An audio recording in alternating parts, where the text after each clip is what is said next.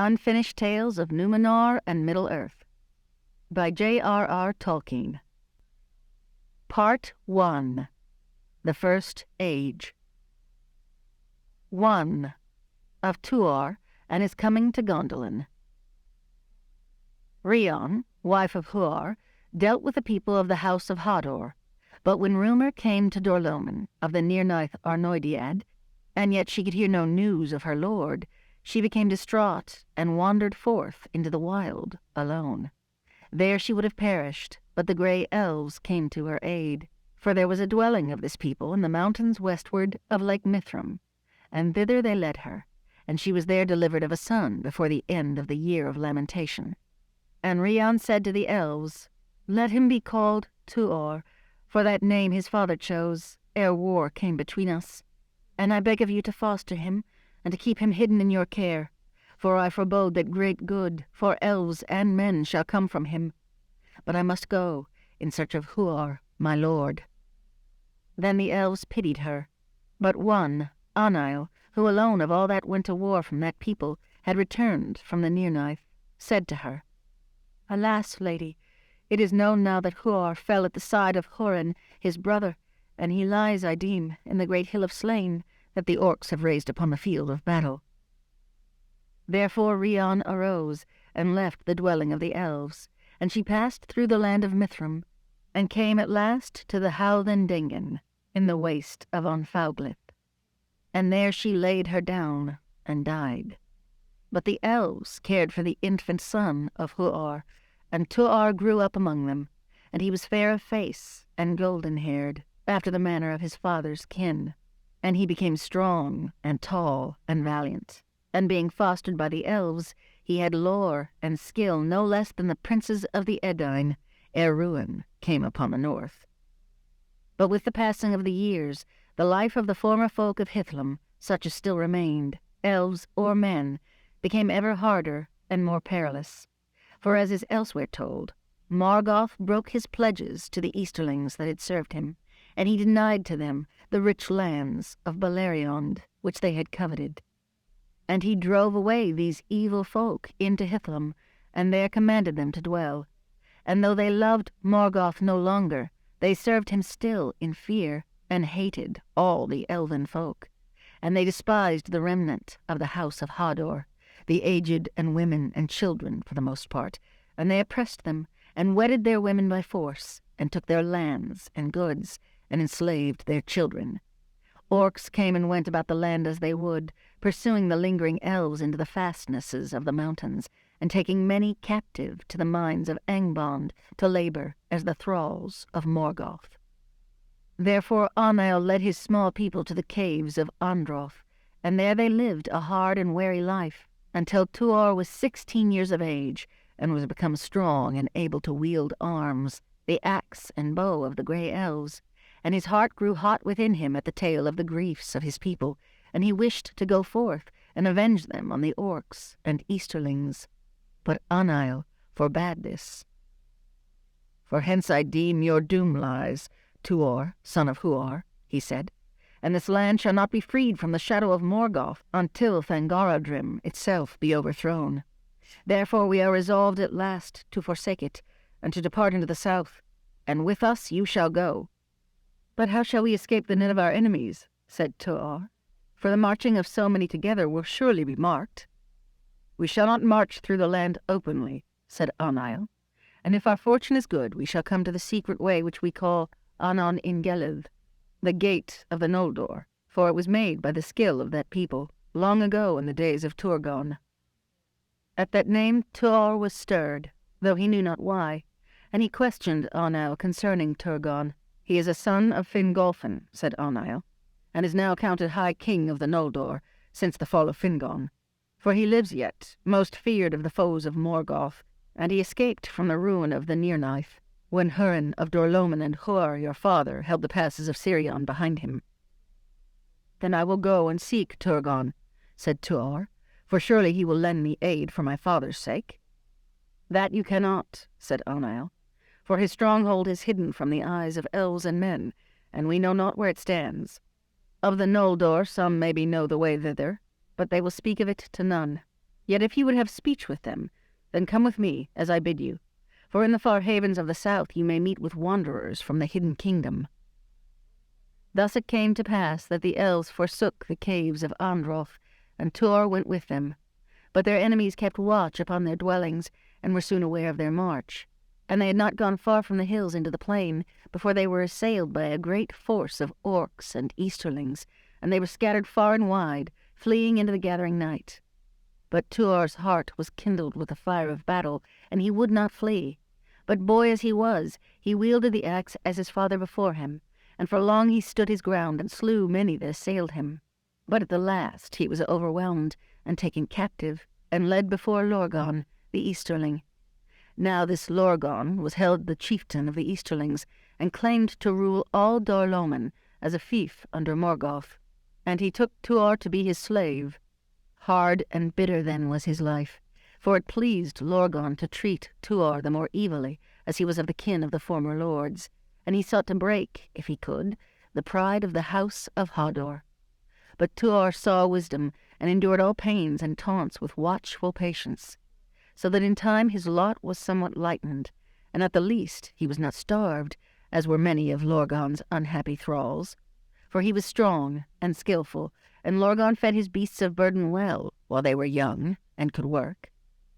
But after 3 years of thraldom, Tuor saw at last a chance of escape.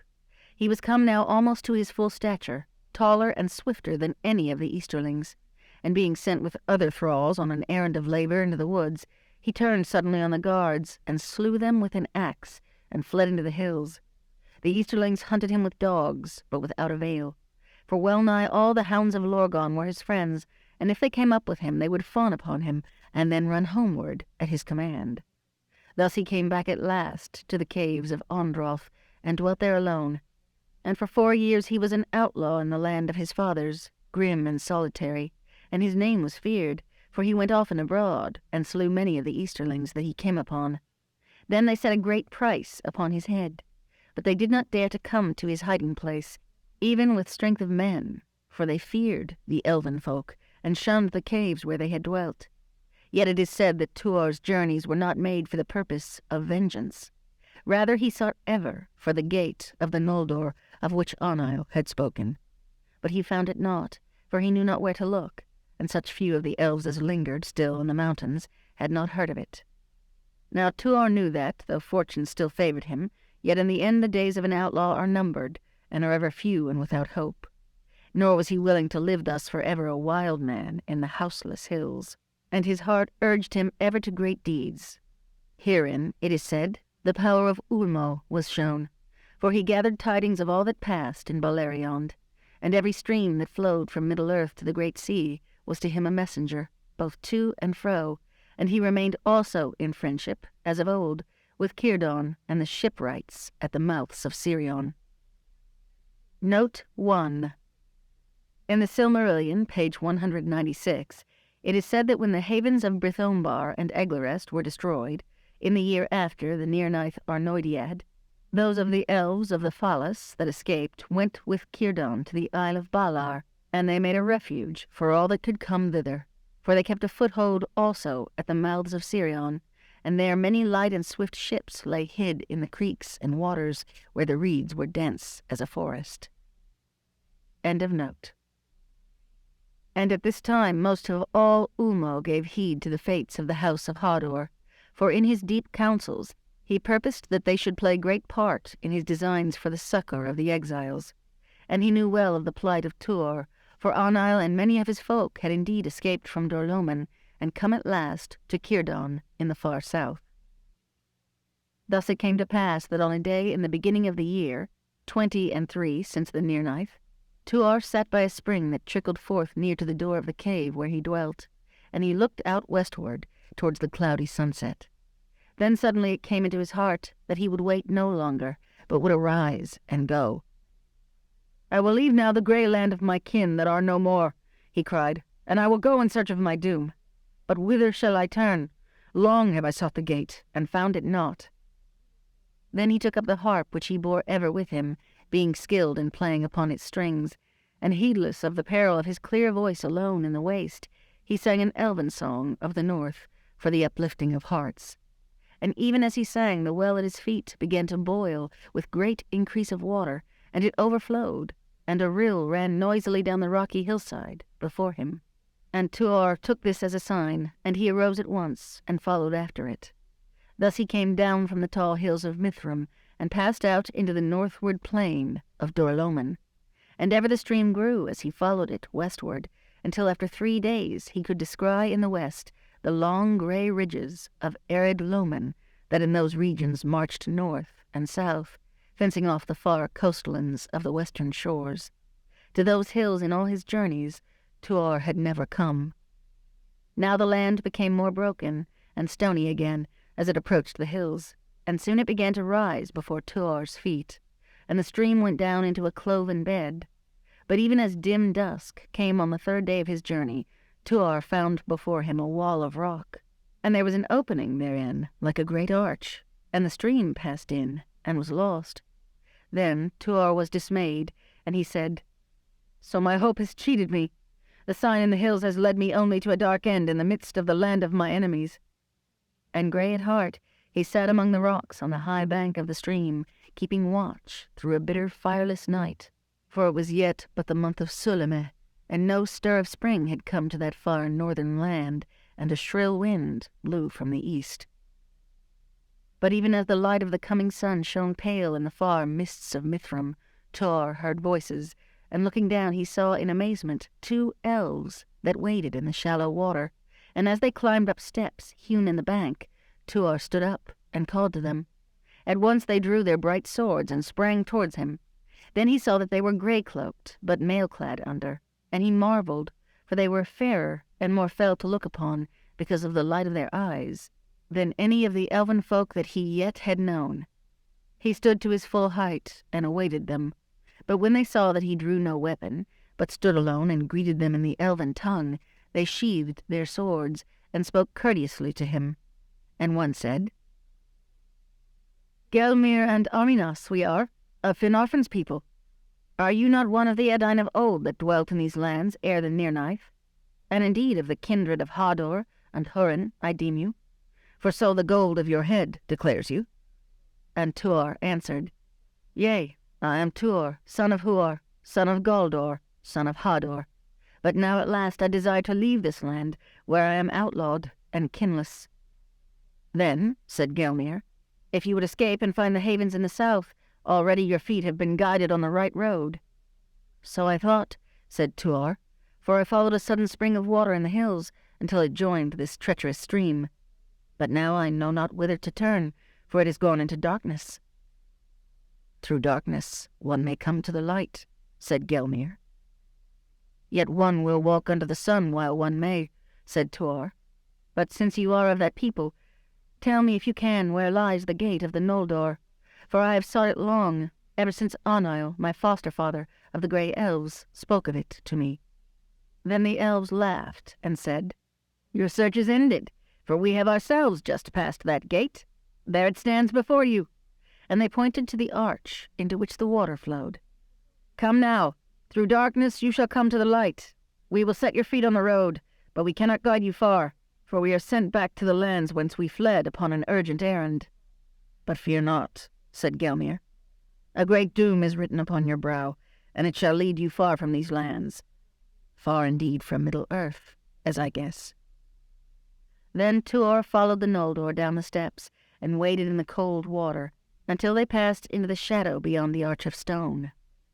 And then Gelmir brought forth one of those lamps for which the Noldor were renowned, for they were made of old in Valinor, and neither wind nor water could quench them, and when they were unhooded, they sent forth a clear blue light from a flame imprisoned in white crystal. Note 2. The blue shining lamps of the Noldoran elves are referred to elsewhere, though they do not appear in the published text of the Silmarillion.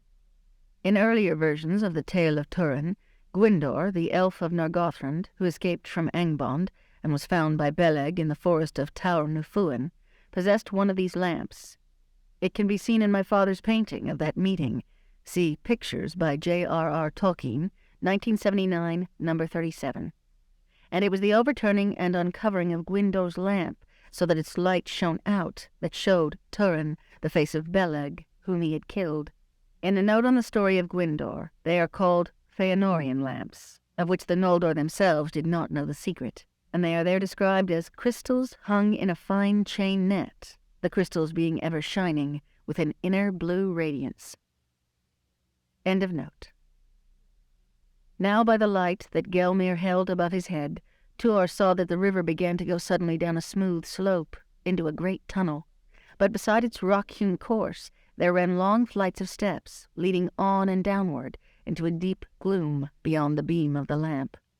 When they had come to the foot of the rapids, they stood under a great dome of rock, and there the river rushed over a steep fall with a great noise that echoed in the vault, and it passed then on again beneath another arch into a further tunnel. Beside the falls the Noldor halted and bade Tuor farewell. "Now we must return and go our ways with all speed," said Gelmir, "for matters of great peril are moving in Beleriand." "Is then the hour come when Turgon shall come forth?" said Tuor. Then the elves looked at him in amazement. "That is a matter which concerns the Noldor rather than the sons of men," said Arminas. "What know you of Turgon?" "Little," said Tuor, "save that my father aided his escape from the Nirnaeth, and that in his hidden stronghold dwells the hope of the Noldor. Yet though I know not why, ever his name stirs in my heart and comes to my lips, and had I my will, I would go in search of him rather than tread this dark way of dread, unless, perhaps, this secret road is the way to his dwelling." "Who shall say?" answered the elf. "For since the dwelling of Turgon is hidden, so also are the ways thither. I know them not, though I have sought them long. Yet if I knew them, I would not reveal them to you, nor to any among men." But Gelmir said, "Yet I have heard that your house has the favour of the Lord of Waters, and if his counsels lead you to Turgon, then surely shall you come to him, whithersoever you turn. Follow now the road to which the water has brought you from the hills, and fear not, you shall not walk long in darkness. Farewell, and think not that our meeting was by chance, for the dweller in the deep moves many things in this land still. Anar Kaluva Tieliana." Note 3. The sun shall shine upon your path. In the very much briefer story told in the Silmarillion, there is no account of how Tuor found the gate of the Noldor, nor any mention of the elves Gelmir and Arminas. They appear, however, in the tale of Turin, the Silmarillion, page 212, as the messengers who brought Ulmo's warning to Nargothrond. And there they are said to be of the people of Finarfin's son, Angrod, who after the Dagor Bragolach dwelt in the south with Círdan the shipwright. In a longer version of the story of their coming to Nargothrond, Arminas, comparing Turin unfavourably with his kinsman, speaks of having met Tuor in the wastes of Dorloman. See page 161. End of note.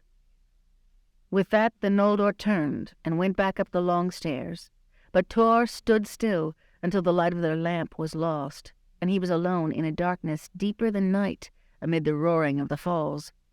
Then, summoning his courage, he set his left hand to the rock wall and felt his way forward, slowly at first, and then more quickly, as he became more used to the darkness and found nothing to hinder him. And after a great while, as it seemed to him, when he was weary and yet unwilling to rest in the black tunnel, he saw far before him a light, and hastening on, he came to a tall and narrow cleft, and followed the noisy stream between its leaning walls out into a golden evening.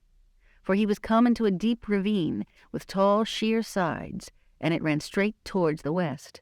And before him the setting sun, going down through a clear sky, shone into the ravine and kindled its walls with yellow fire, and the waters of the river glittered like gold as they broke and foamed upon many gleaming stones. In that deep place Tuor went on now in great hope and delight, finding a path beneath the southern wall where there lay a long and narrow strand. And when night came, and the river rushed on unseen, save for a glint of high stars mirrored in dark pools, then he rested and slept, for he felt no fear beside that water in which the power of Ulmo ran. With the coming of day he went on again, without haste. The sun rose behind his back and set before his face, and where the water foamed among the boulders or rushed over sudden falls, at morning and evening rainbows were woven across the stream. Wherefore he named that ravine Cirith Niniach. Thus Tuor journeyed slowly for 3 days, drinking the cold water, but desiring no food, though there were many fish that shone as gold and silver, or gleamed with colors like to the rainbows in the spray above. And on the 4th day the channel grew wider, and its walls lower and less sheer. But the river ran deeper and more strongly, for high hills now marched on either side, and fresh waters spilled from them into Cirith Niniach over shimmering falls. There long while Tuor sat, watching the swirling of the stream and listening to its endless voice, until night came again, and stars shone cold and white in the dark lane of sky above him. Then he lifted up his voice and plucked the strings of his harp, and above the noise of the water, the sound of his song and the sweet thrilling of the harp were echoed in the stone and multiplied, and went forth and rang in the night-clad hills, until all the empty land was filled with music beneath the stars. For though he knew it not, Tuor was now come to the echoing mountains of Lamoth, about the firth of Dringist. There, once long ago, Fëanor had landed from the sea, and the voices of his host were swelled to a mighty clamour upon the coasts of the north, ere the rising of the moon. Note 4. In the Silmarillion, pages 80 and 81, it is told that when Morgoth and Ungoliant struggled in this region for possession of the Silmarils, Morgoth sent forth a terrible cry that echoed in the mountains. Therefore that region was called Lamoth, for the echoes of his voice dwelt there ever after, so that any who cried aloud in that land awoke them, and all the waste between the hills and the sea was filled with a clamour as of voices in anguish.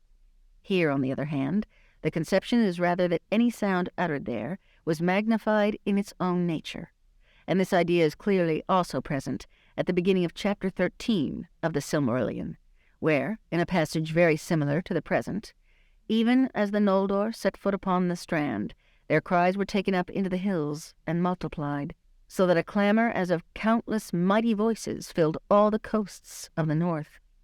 It seems that according to the one tradition, Lamoth and Ered Loman, echoing mountains, were so named from their retaining the echoes of Morgoth's dreadful cry in the toils of Ungoliant, while according to the other the names are simply descriptive of the nature of sounds in that region. End of note.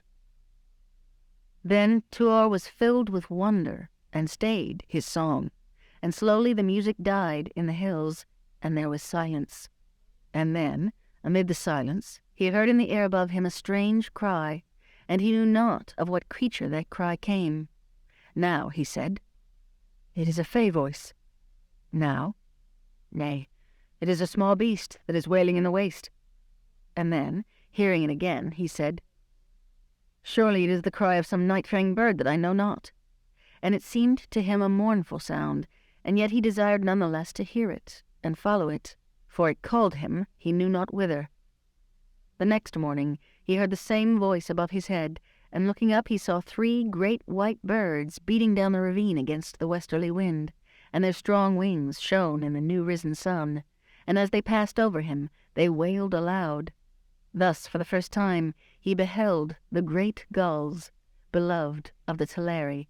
Then Tuor arose to follow them, and so that he might better mark whither they flew, he climbed the cliff upon his left hand, and stood upon the top, and felt a great wind out of the west rush against his face, and his hair streamed from his head, and he drank deep of that new air, and said, "This uplifts the heart like the drinking of cool wine." But he knew not that the wind came fresh from the great sea. Now Tuor went on once more, seeking the gulls, high above the river, and as he went, the sides of the ravine drew together again, and he came to a narrow channel, and it was filled with a great noise of water. And looking down, Tuor saw a great marvel, as it seemed to him, for a wild flood came up the narrows, and strove with the river that would still press on, and a wave like a wall rose up almost to the cliff-top, crowned with foam crests flying in the wind. Then the river was thrust back, and the incoming flood swept roaring up the channel, drowning it in deep water, and the rolling of the boulders was like thunder as it passed. Thus Tuor was saved by the call of the sea-birds from death in the rising tide, and that was very great because of the season of the year and of the high wind from the sea.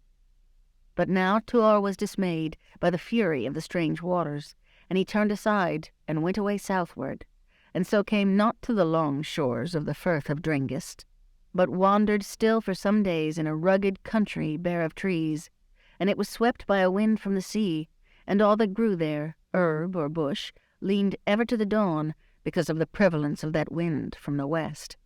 In this way Tuor passed into the borders of Nevrost, where once Turgon had dwelt, and at last, at unawares, for the cliff-tops at the margin of the land were higher than the slopes behind, he came suddenly to the black brink of Middle-earth, and saw the great sea, Belegaer, the shoreless.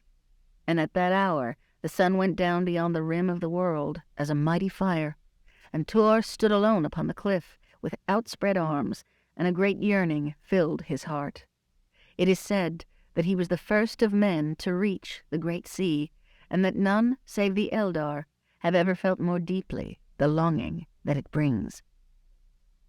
Tuor tarried many days in Nevrost, and it seemed good to him, for that land, being fenced by mountains from the north and east and nigh to the sea, was milder and more kindly than the plains of Hithlum. He was long used to dwell alone as a hunter in the wild, and he found no lack of food. For spring was busy in Nevrost, and the air was filled with the noise of birds, both those that dwelt in multitudes upon the shores, and those that teemed in the marshes of Lenaiwen, in the midst of the hollow land. But in those days no voice of elves or men was heard in all the solitude. To the borders of the great mere Tuor came, but its waters were beyond his reach, because of the wide mires and the pathless forests of reeds that lay all about. And soon he turned away and went back to the coast, for the sea drew him, and he was not willing to dwell long where he could not hear the sound of its waves. And in the shorelands Tuor first found traces of the Noldor of old, for among the tall and sea-hewn cliffs south of Drengist there were many coves and sheltered inlets, with beaches of white sand among the black gleaming rocks, and leading down to such places Tuor found often winding stairs cut in the living stone, and by the water edge were ruined quays built of great blocks hewn from the cliffs, where elven ships had once been moored. In those regions Tuor long remained, watching the ever-changing sea, while through spring and summer the slow year wore on, and darkness deepened in Beleriand, and the autumn of the doom of Nargothrond drew near. And maybe birds saw from afar the fell winter that was to come, for those that were wont to go south gathered early to depart, and others that used to dwell in the north came from their homes to Nevrost. Note 5. Compare the Silmarillion, page 215. And Turin hastened along the ways to the north, through the lands now desolate, between Narog and Teglin, and the fell winter came down to meet him, for in that year snow fell ere autumn was past, and spring came late and cold. End of note. And one day, as Tuor sat upon the shore, he heard the rush and whine of great wings, and he looked up and saw 7 white swans flying in a swift wedge southward. But as they came above him, they wheeled and flew suddenly down, and alighted with a great plash and churning of water. Now Tuor loved swans, which he knew on the grey pools of Mithrim, and the swan, moreover, had been the token of Onail and his foster-folk. He rose therefore to greet the birds, and called to them, marvelling to behold that they were greater and prouder than any of their kind that he had seen before. But they beat their wings and uttered harsh cries, as if they were wroth with him, and would drive him from the shore. Then with a great noise they rose again from the water, and flew above his head, so that the rush of their wings blew upon him as a whistling wind. And wheeling in a wide circle, they ascended into the high air, and went away south. Then Tuor cried aloud, "Here now comes another sign that I have tarried too long." And straightway he climbed to the cliff-top, and there he beheld the swans still wheeling on high. But when he turned southward and set out to follow them, they flew swiftly away.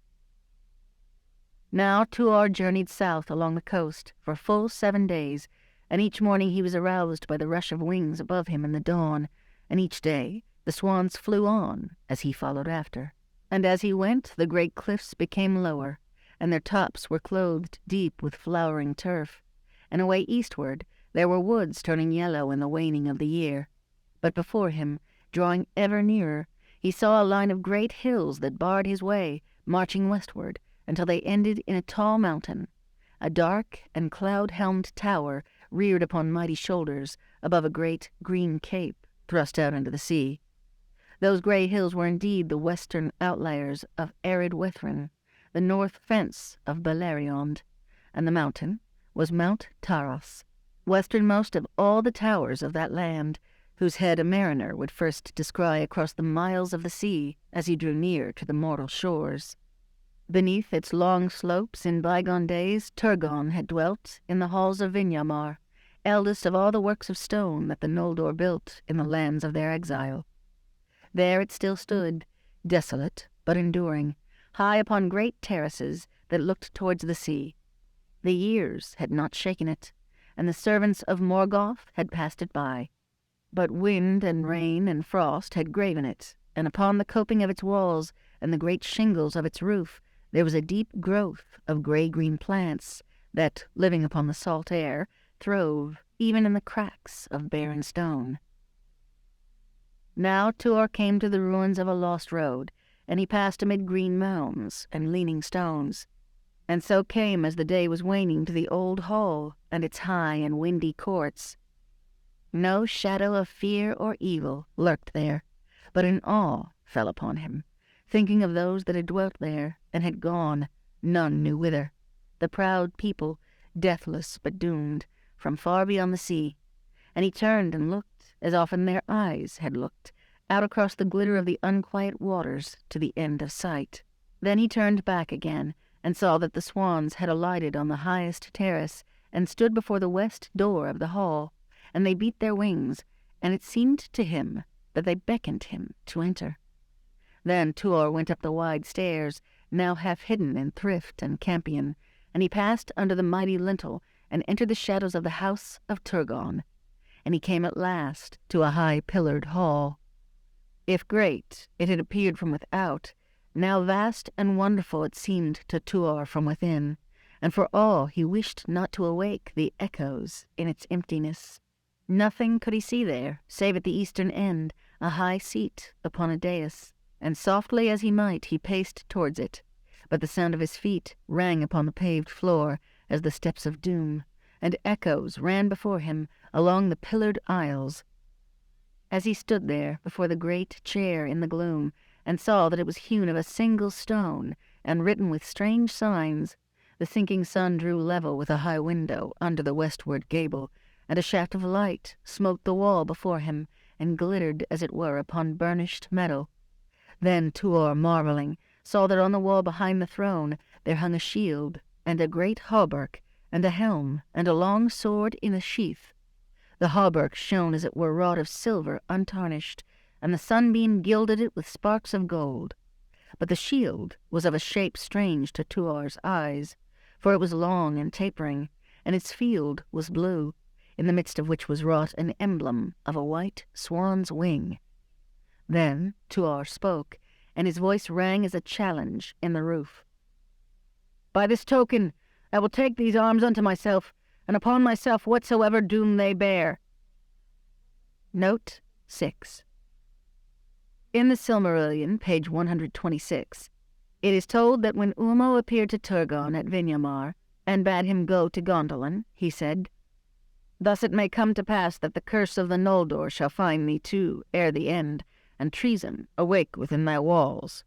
Then they shall be in peril of fire. But if this peril draweth nigh indeed, then even from Nevrost one shall come to warn thee, and from him beyond ruin and fire hope shall be born for elves and men. Leave therefore in this house arms and a sword, that in years to come he may find them, and thus shalt thou know him, and not be deceived."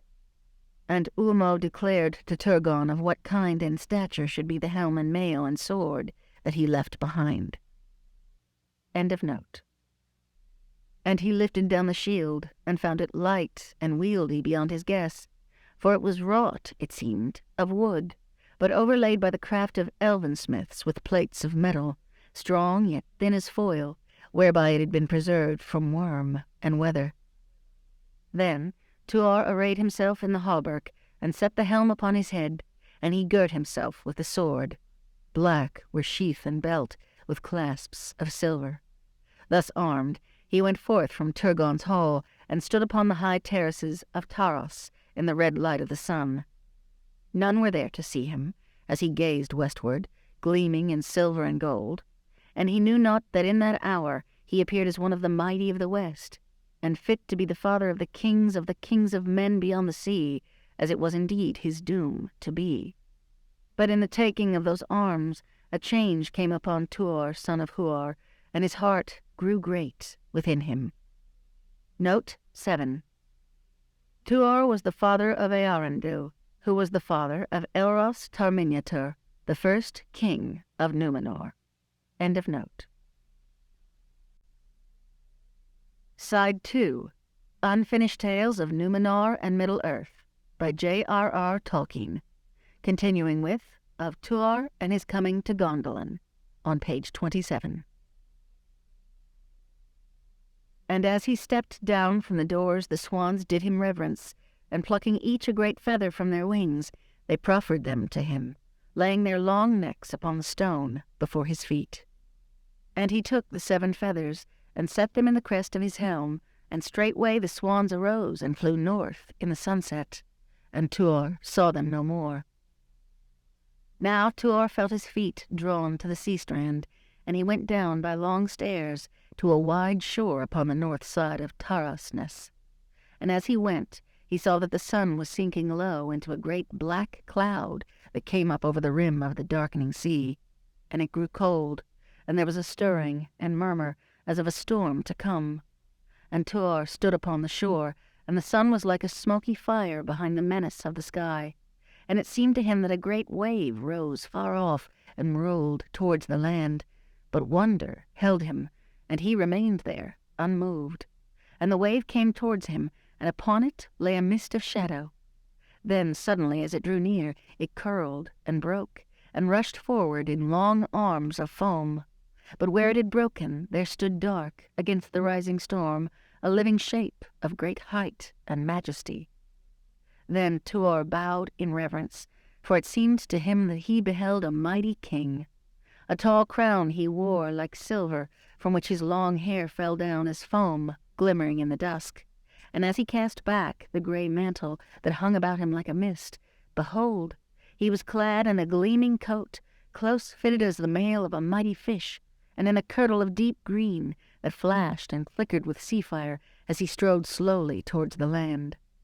In this manner the dweller of the deep, whom the Noldor name Ulmo, Lord of Waters, showed himself to Tuor, son of Huor, of the house of Hador, beneath Vinyamar. He set no foot upon the shore, but standing knee-deep in the shadowy sea, he spoke to Tuor. And then for the light of his eyes and for the sound of his deep voice that came as it seemed from the foundations of the world, fear fell upon Tuor, and he cast himself down upon the sand. "Arise, Tuor, son of Huor," said Ulmo. "Fear not my wrath, though long have I called to thee, unheard, and setting out at last thou hast tarried on thy journey hither. In the spring thou shouldst have stood here, but now a fell winter cometh soon from the land of the enemy. Haste thou must learn, and the pleasant road that I designed for thee must be changed, for my counsels have been scorned, and a great evil creeps upon the valley of Sirion, and already a host of foes is come between thee and thy goal." Note 8. This must refer to the warning of Ulmo brought to Nargothrond by Gelmir and Arminas. See pages 159 and the following. End of note. "What then is my goal, Lord?" said Tuor.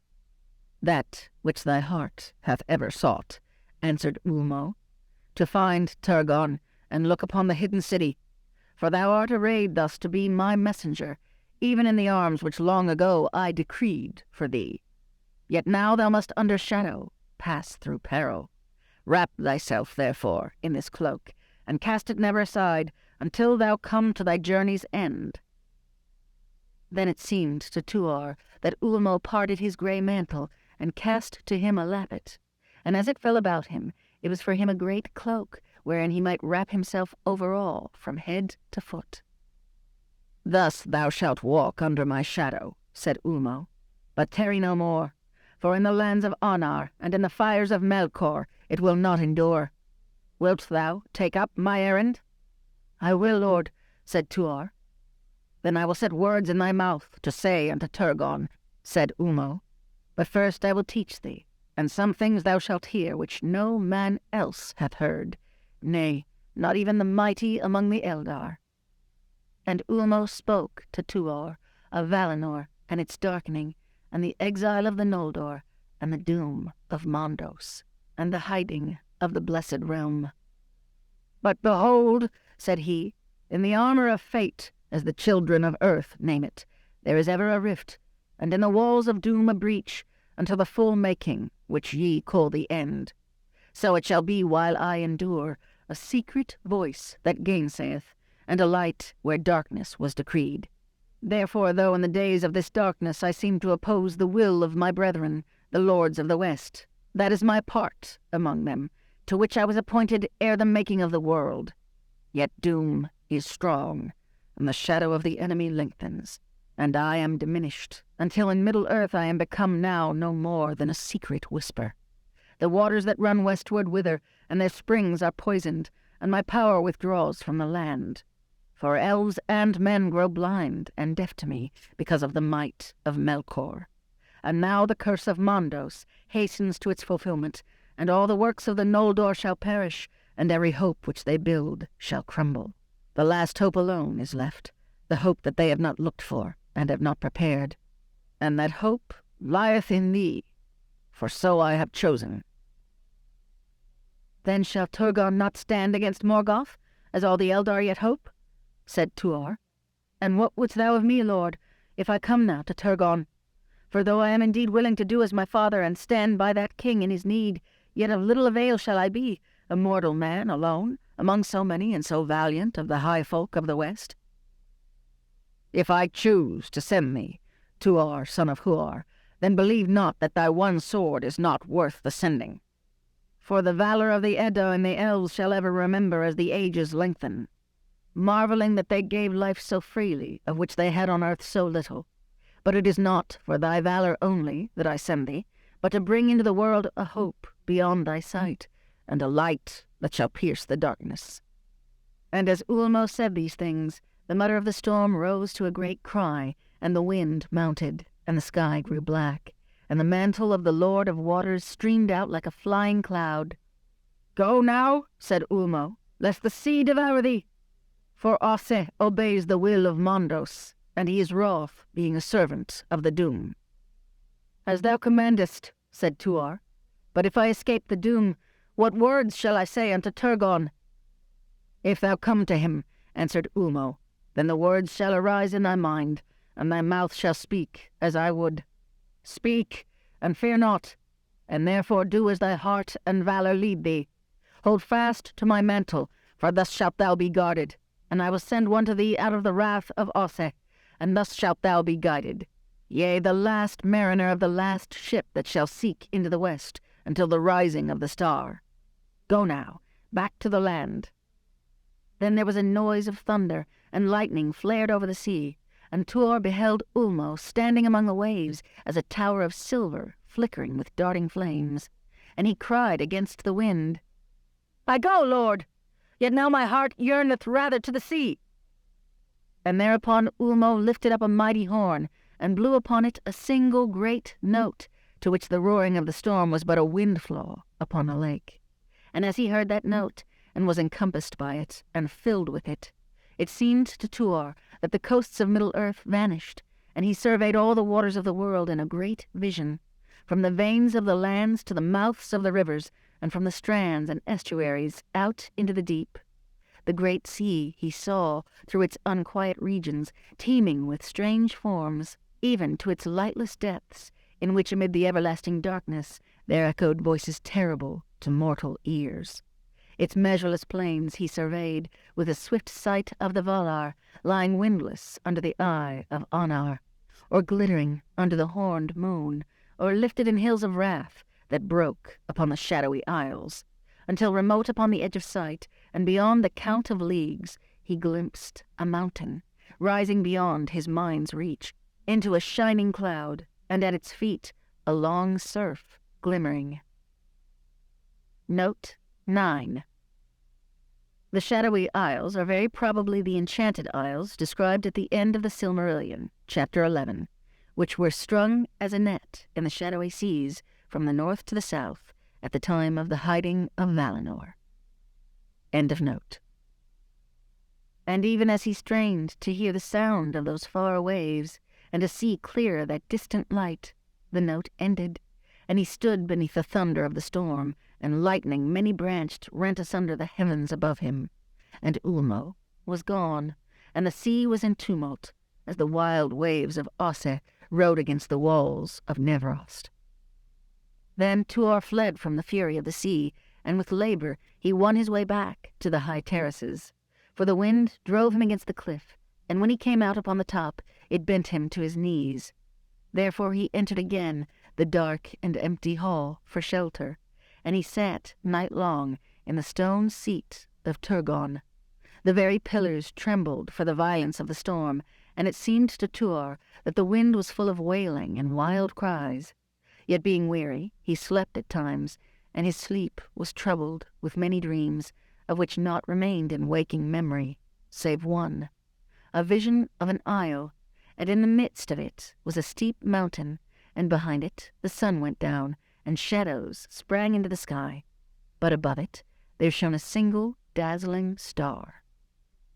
After this dream, Tuor fell into a deep sleep, for before the night was over the tempest passed, driving the black clouds into the east of the world. He awoke at length in the grey light, and arose, and left the high seat. And as he went down the dim hall, he saw that it was filled with sea-birds, driven in by the storm, and he went out as the last stars were fading in the west before the coming day. Then he saw that the great waves in the night had ridden high upon the land, and had cast their crests above the cliff-tops, and weed and shingle-drift were flung even upon the terraces before the doors. And Tuor looked down from the lowest terrace, and saw, leaning against its wall among the stones and the sea-wrack, an elf, clad in a grey cloak, sodden with the sea. Silent he sat, gazing beyond the ruin of the beaches, out over the long ridges of the waves. All was still, and there was no sound save the roaring of the surf below. As Tuor stood and looked at the silent grey figure, he remembered the words of Ulmo, and a name untaught came to his lips, and he called aloud, "Welcome, Varanwe! I await you." Note 10. Compare the Silmarillion, page 196. At the bidding of Turgon, after the Nirnaeth Arnoediad, Círdan built 7 swift ships, and they sailed out into the west. But no tidings of them came ever back to Valar, save of one, and the last. The mariners of that ship toiled long in the sea, and returning at last in despair, they foundered in a great storm within sight of the coasts of Middle-earth. But one of them was saved by Ulmo from the wrath of Osse, and the waves bore him up and cast him ashore in Nevrost. His name was Varanwe, and he was one of those that Turgon sent forth as messengers from Gondolin. Compare also the Silmarillion, page 239. End of note. Then the elf turned and looked up, and Tuor met the piercing glance of his sea-grey eyes, and knew that he was of the high folk of the Noldor. But fear and wonder grew in his gaze as he saw Tuor standing high upon the wall above him, clad in his great cloak like a shadow out of which the elven mail gleamed upon his breast. A moment thus they stayed, each searching the face of the other, and then the elf stood up and bowed low before Tuor's feet. "Who are you, lord?" he said. "Long have I laboured in the unrelenting sea. Tell me, have great tidings befallen since I walked the land? Is the shadow overthrown? Have the hidden people come forth?" "Nay," Tuor answered. The shadow lengthens, and the hidden remain hid. Then Veranwe looked at him long in silence. "But who are you?" he asked again. "For many years ago my people left this land, and none have dwelt here since. And now I perceive that despite your raiment, you are not of them, as I thought, but are of the kindred of men." "I am," said Tuor.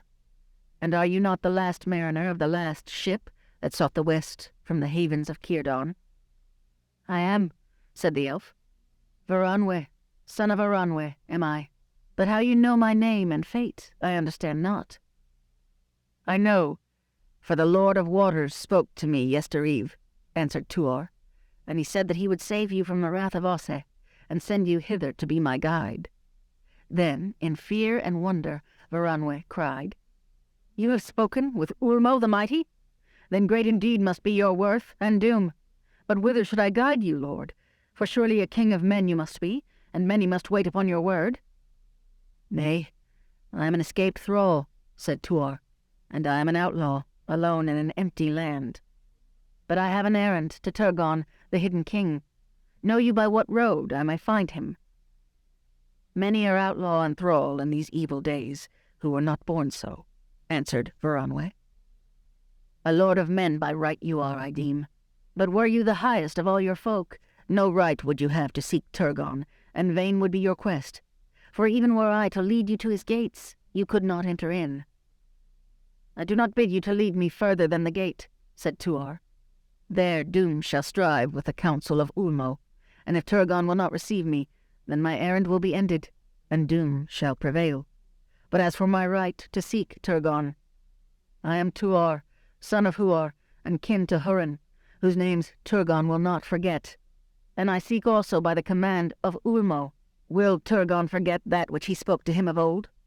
Remember that the last hope of the Noldor cometh from the sea?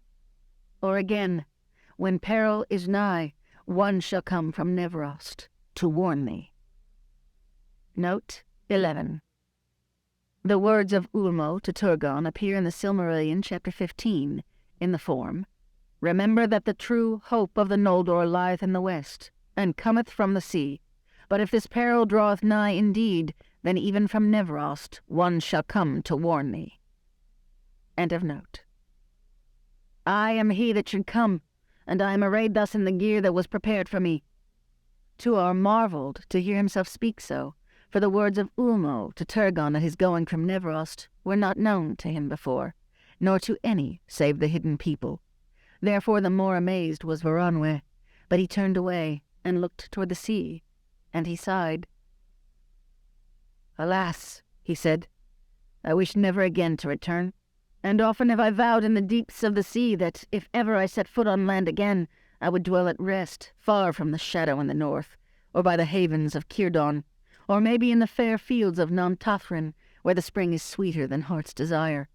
But if evil has grown while I have wandered, and the last peril approaches them, then I must go to my people."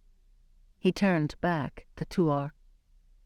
"I will lead you to the hidden gates," he said, "for the wise will not gainsay the counsels of Ulmo." "Then we will go together, as we are counselled," said Tuor. "But mourn not, Veranwe, for my heart says to you that far from the shadow your long road shall lead you, and your hope shall return to the sea." Note 12.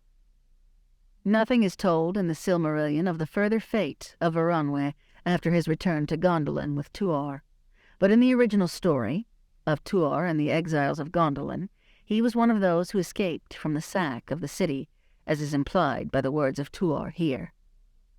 End of note. "And yours also," said Veranwe. "But now we must leave it, and go in haste." "Yea," said Tuor. "But whither will you lead me, and how far? Shall we not first take thought how we may fare in the wild, or if the way be long, how pass the harbourless winter?" But Veranwe would answer nothing clearly concerning the road. "You know the strength of men," he said. "As for me, I am of the Noldor, and long must be the hunger, and cold the winter, that shall slay the kin of those who passed the grinding ice. Yet how think you that we could labour countless days in the salt wastes of the sea? Or have you not heard of the waybread of the elves? and I keep still that which all mariners hold until the last." Then he showed beneath his cloak a sealed wallet clasped upon his belt.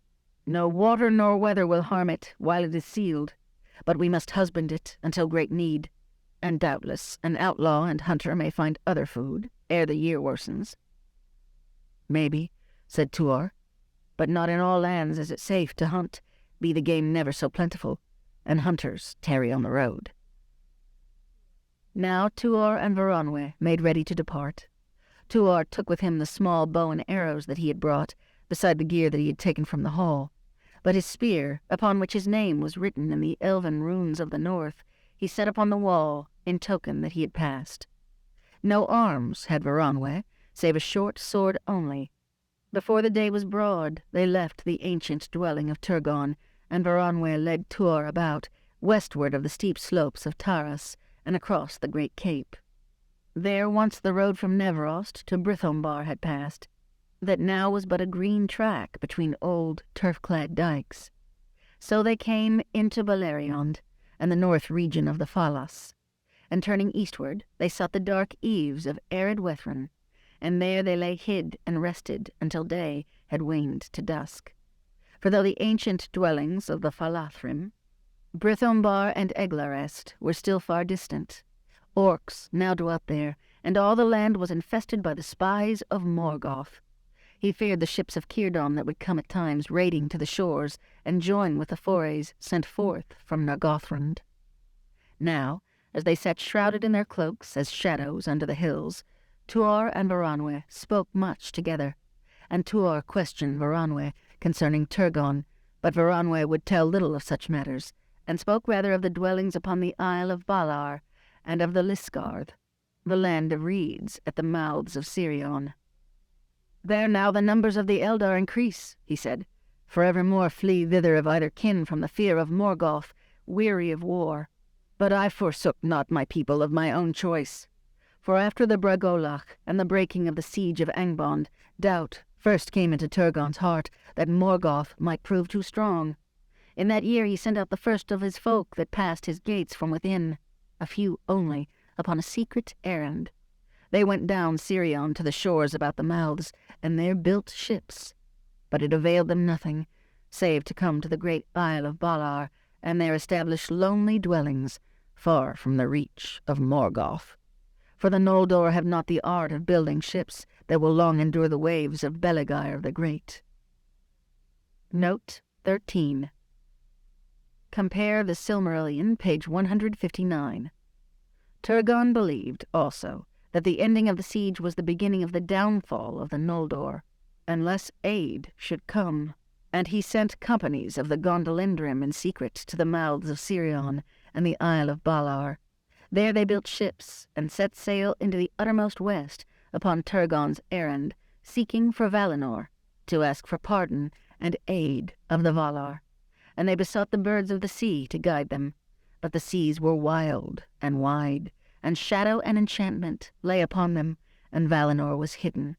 Therefore none of the messengers of Turgon came into the west, and many were lost, and few returned. In one of the constituent texts of the Silmarillion, it is said that although the Noldor had not the art of shipbuilding, and all the craft that they built foundered or were driven back by the winds, yet after the Dagor Bragolach, Turgon ever maintained a secret refuge upon the Isle of Balar, and when, after the Nirnaeth Arnoediad, Círdan and the remnant of his people fled from Brithombar and Eglarest to Balar, they mingled with Turgon's outposts there. But this element in the story was rejected, and thus in the published text of the Silmarillion there is no reference to the establishment of dwellings on Balar by elves from Gondolin. End of note. But when later Turgon heard of the ravaging of the Falas and the sack of the ancient havens of the shipwrights that lie away there before us, and it was told that Círdan had saved a remnant of his people and sailed away south to the bay of Balar, then he sent out messengers anew. That was but a little while ago, yet it seems in memory the longest portion of my life. For I was one of those that he sent, being young in years among the Eldar. I was born here in Middle-earth, in the land of Nevrost. My mother was of the grey elves of the Falas, and akin to Círdan himself. There was much mingling of the peoples in Nevrost in the first days of Turgon's kingship, and I have the sea heart of my mother's people. Therefore I was among the chosen, since our errand was to Círdan, to seek his aid in our shipbuilding, that some message and prayer for aid might come to the lords of the West, ere all was lost. But I tarried on the way, for I had seen little of the lands of Middle-earth, and we came to Nantothran in the spring of the year. Lovely to heart's enchantment is that land, Tuar, as you shall find, if ever your feet go upon the southward roads down Sirion. There is the cure of all sea-longing, save for those whom doom will not release. There Ulmo is but the servant of Yavanna, and the earth has brought to life a wealth of fair things that is beyond the thought of hearts in the hard hills of the north. In that land Narog joins Sirion, and they haste no more, but flow broad and quiet through living meads, and all about the shining river are flag lilies like a blossoming forest, and the grass is filled with flowers like gems, like bells, like flames of red and gold, like a waste of many-colored stars in a firmament of green. Yet fairest of all are the willows of Nantothran, pale green or silver in the wind, and the rustle of their innumerable leaves is a spell of music. Day and night would flicker by uncounted, while still I stood knee-deep in grass and listened. There I was enchanted, and forgot the sea in my heart. There I wandered, naming new flowers, or lay a dream amid the singing of the birds and the humming of bees and flies. And there I might still dwell in delight, forsaking all my kin, whether the ships of the Teleri or the swords of the Noldor, but my doom would not so, or the Lord of Waters himself, maybe, for he was strong in that land. Thus it came into my heart to make a raft of willow boughs and move upon the bright bosom of Sirion, and so I did, and so I was taken. For on a day, as I was in the midst of the river, a sudden wind came and caught me, and bore me away out of the land of willows down to the sea. Thus I came last of the messengers to Círdan, and of the 7 ships that he built at Turgon's, asking all but one were then full wrought. And one by one they set sail into the west, and none yet has ever returned, nor is any news of them been heard. But the salt air of the sea now stirred anew the heart of my mother's kin within me, and I rejoiced in the waves, learning all ship lore, as were it already stored in the mind. So when the last ship, and the greatest, was made ready, I was eager to be gone, saying within my thought, if the words of the Noldor be true, then in the west there are meads with which the land of willows cannot compare. There is no withering, nor any end of spring, and perhaps even I, Baranwe, may come thither, and at the worst, to wander on the waters is better far than the shadow in the north. And I feared not, for the ships of the Teleri no water may drown. But the great sea is terrible, Tuor, son of Huor, and it hates the Noldor, for it works the doom of the Valar. Worse things it holds than to sink into the abyss and so perish. Loathing, and loneliness, and madness, terror of wind and tumult, and silence, and shadows where all hope is lost, and all living shapes pass away, and many shores evil and strange it washes, and many islands of danger and fear infest it. I will not darken your heart, son of Middle-earth, with the tale of my labor 7 years in the great sea from the north, even into the south, but never to the west, for that is shut against us. At the last, in black despair, weary of all the world, we turned and fled from the doom that so long had spared us, only to strike us the more cruelly. For even as we descried a mountain from afar, and I cried, Lo, there is Taras, and the land of my birth, the wind awoke, and great clouds thunder-laden came up from the west. Then the waves hunted us like living things filled with malice, and the lightnings smote us. And when we were broken down to a helpless hull, the seas leaped upon us in fury. But as you see, I was spared, for it seemed to me that there came a wave, greater and yet calmer than all the others, and it took me and lifted me from the ship, and bore me high upon its shoulders, and rolling to the land, it cast me upon the turf, and then drained away, pouring back over the cliff in a great waterfall. There but 1 hour had I sat, when you came upon me, still dazed by the sea, and still I feel the fear of it, and the bitter loss of all my friends that went with me so long and so far beyond the sight of mortal lands." Varanwe sighed, and spoke then softly, as if to himself. "But very bright were the stars upon the margin of the world, when at times the clouds about the west were drawn aside. Yet whether we saw only clouds still more remote, or glimpsed indeed, as some held, the mountains of the Pelori about the lost strands of our long home, I know not. Far, far away they stand, and none from mortal lands shall come there ever again, I deem." Then Varanwe fell silent, for night had come, and the stars shone white and cold. Soon after, Tuor and Varanwe arose, and turned their backs toward the sea, and set out upon their long journey in the dark, of which there is little to tell, for the shadow of Ulmo was upon Tuor, and none saw them pass, by wood or stone, by field or fen, between the setting and the rising of the sun. But ever warily they went, shunning the night-eyed hunters of Morgoth, and forsaking the trodden ways of elves and men. Varanwe chose their path, and Tuor followed.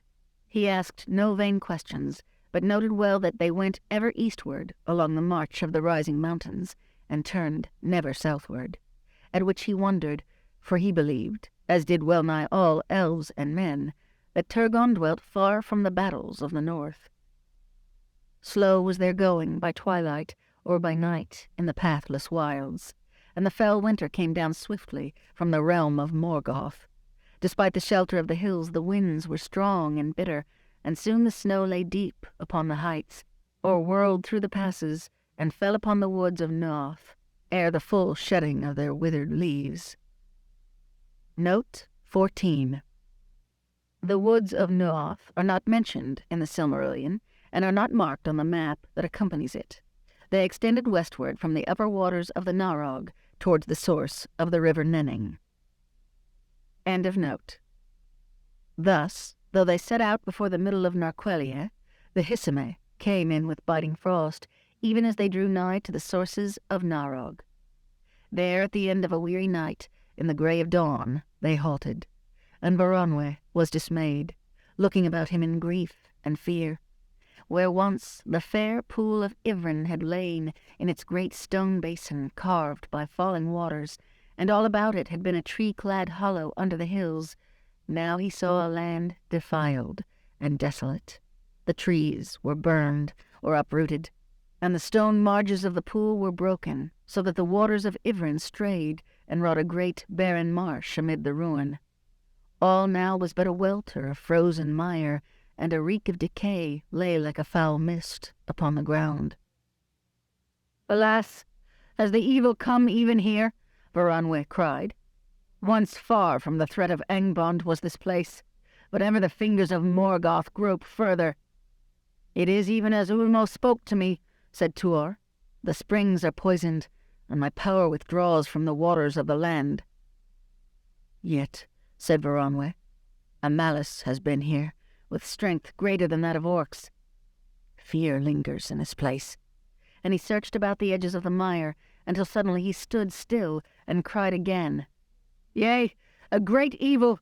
And he beckoned to Tuor, and Tuor coming saw a slot like a huge furrow that passed away southward, and at either side, now blurred, now sealed hard and clear by frost, the marks of great clawed feet. "See," said Varanwe, and his face was pale with dread and loathing. "Here, not long since, was the great worm of Angband, most fell of all the creatures of the enemy. Late already is our errand to Turgon. There is need of haste." Even as he spoke thus, they heard a cry in the woods, and they stood still as grey stones, listening. But the voice was a fair voice, though filled with grief, and it seemed that it called ever upon a name, as one that searches for another who is lost. And as they waited, one came through the trees, and they saw that he was a tall man, armed, clad in black, with a long sword drawn. And they wondered, for the blade of the sword also was black, but the edges shone bright and cold. Woe was graven in his face, and when he beheld the ruin of Ivren, he cried aloud in grief, saying, "Ivren, Vailivren, Gwyndor and Beleg, Here once I was healed, but now never shall I drink the draught of peace again." Then he went swiftly away towards the north, as one in pursuit or on an errand of great haste, and they heard him cry, "Fylivrin! Finduilas!" until his voice died away in the woods. Note 15. Compare the Silmarillion, pages 209 and 210. Finduilas, daughter of Orodreth, the king, knew Gwyndor and welcomed him, for she had loved him before the Nirnaeth, and so greatly did Gwyndor love her beauty that he named her Fylivrin, which is the gleam of the sun on the pools of Ivrin. End of note. But they knew not that Nargothrond had fallen, and this was Turin, son of Hurin, the Black Sword. Thus, only for a moment, and never again, did the paths of those kinsmen, Turin and Tuor, draw together. When the Black Sword had passed, Tuor and Varanwe held on their way for a while, though day had come. For the memory of his grief was heavy upon them, and they could not endure to remain beside the defilement of Ivrin. But before long they sought a hiding place, for all the land was filled now with a foreboding of evil. They slept little and uneasily, and as the day wore it grew dark, and a great snow fell, and with the night came a grinding frost. Thereafter the snow and ice relented not at all, and for 5 months the fell winter, long remembered, held the north in bonds. Now Tuor and Varanwe were tormented by the cold, and feared to be revealed by the snow to hunting enemies, or to fall into hidden dangers treacherously cloaked. 9 days they held on, ever slower and more painfully, and Varanwe turned somewhat north, until they crossed the 3 well streams of Teiglen. And then he bore eastward again, leaving the mountains, and went warily until they passed Glithui, and came to the stream of Maldoin, and it was frozen black. Note 16. The river Glithui is not mentioned in the Silmarillion, and is not named on the map, though it is shown, a tributary of the Teiglen joining that river some way north of the inflowing of the Maldoin. End of note. Then Tuor said to Varanwe, "Fell is this frost, and death draws near to me, if not to you." For they were now in evil case. It was long since they had found any food in the wild, and the waybread was dwindling, and they were cold and weary. "Ill is it to be trapped between the doom of the Valar and the malice of the enemy," said Varanwe. "Have I escaped the mouths of the sea but to lie under the snow?" But Tuor said, "How far is now to go?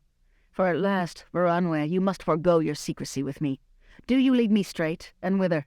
For if I must spend my last strength, I would know to what that may avail."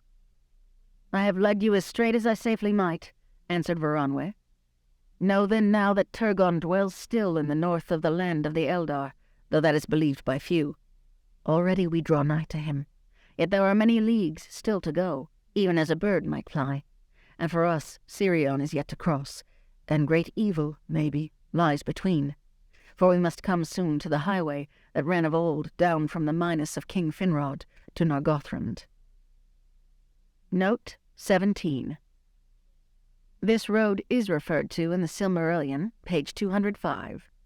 The ancient road that led through the long defile of Sirion, past the isle where Minas Tirith of Finrod had stood, and so through the land between Maldoin and Sirion, and on through the eaves of Brethil to the crossings of Teiglen. End of note. There the servants of the enemy will walk and watch. "I counted myself the hardiest of men," said Tuor, "and I have endured many winters' woe in the mountains. But I had a cave at my back and fire then, and I doubt now my strength to go much further thus hungry through the fell weather. But let us go on, as far as we may, before hope fails." "No other choice have we," said Varanwe, "unless it be to lay us down here and seek the snow-sleep." Therefore all through that bitter day they toiled on, deeming the peril of foes less than the winter. But ever as they went they found less snow, for they were now going southward again, down into the vale of Sirion, and the mountains of Dorloman were left far behind.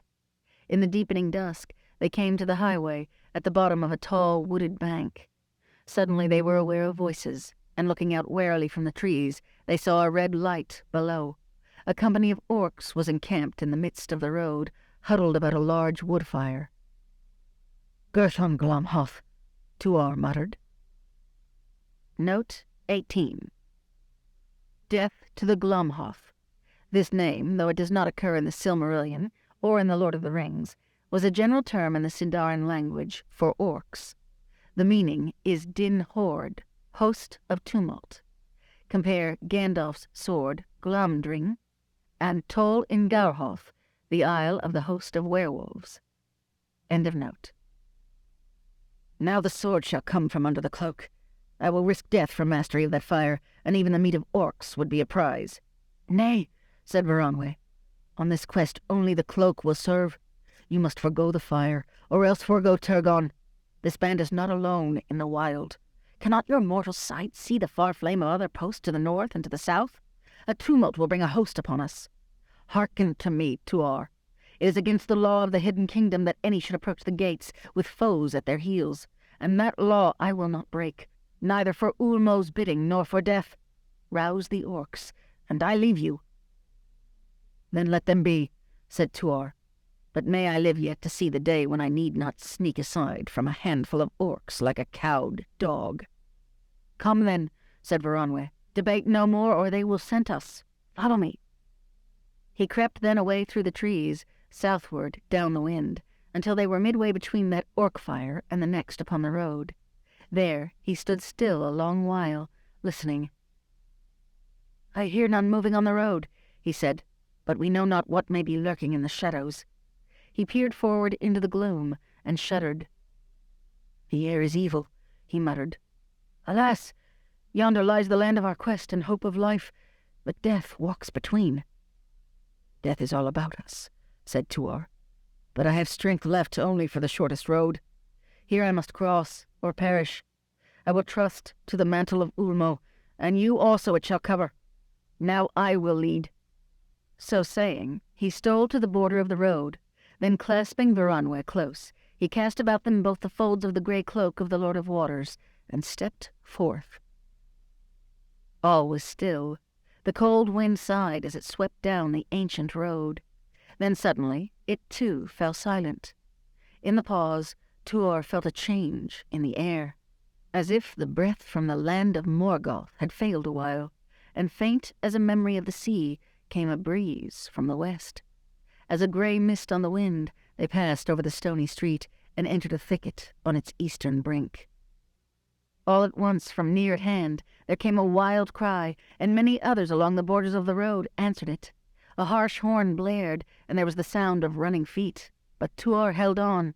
He had learned enough of the tongue of the orcs in his captivity to know the meaning of those cries. The watchers had scented them and heard them, but they were not seen. The hunt was out. Desperately he stumbled and crept forward with Varanwe at his side, up a long slope deep in whin and whortleberry, among knots of rowan and low birch. At the top of the ridge they halted, listening to the shouts behind and the crashing of the orcs in the undergrowth below. Beside them was a boulder that reared its head out of a tangle of heath and brambles, and beneath it was such a lair as a hunted beast might seek, and hope there to escape pursuit, or at the least, with its back to stone, to sell its life dearly. Down into the dark shadow Tuor drew Varanwe, and side by side under the grey cloak they lay and panted like tired foxes. No word they spoke. All their heed was in their ears.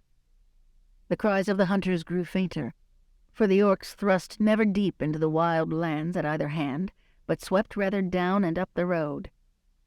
They recked little of stray fugitives, but spies they feared, and the scouts of armed foes.